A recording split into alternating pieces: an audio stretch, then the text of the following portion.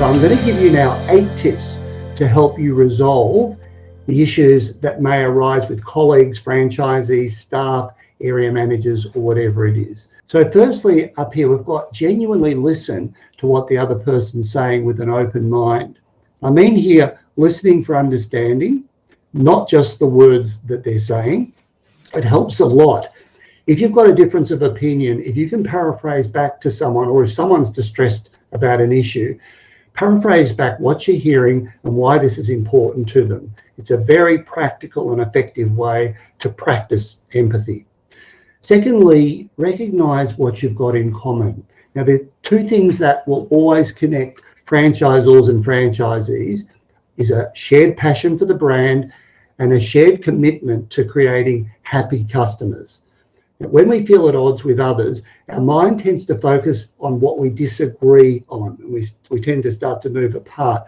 When you talk about what you have in common, you're both going to start to feel more positive toward each other, guaranteed.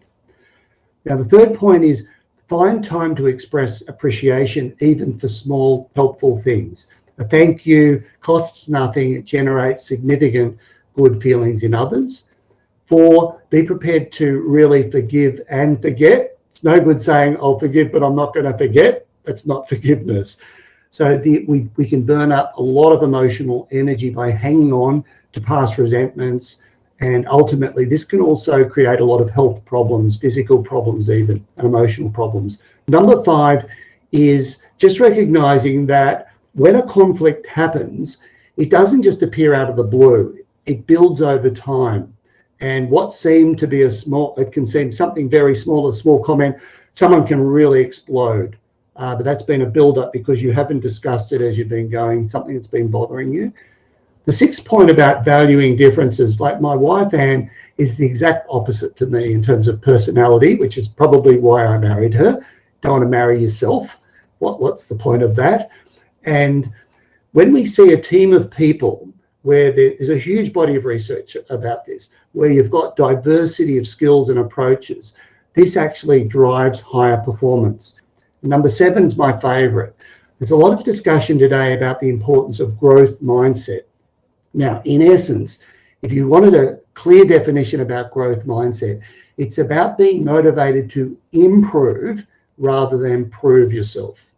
Now, when we have differences of opinion, often we get into this battle of trying to justify and prove that we are right.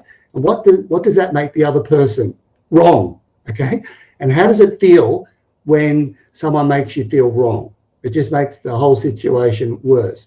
So the antidote is to hold strong opinions loosely. And it's something I recommend to both franchisors and franchisees as part of your culture.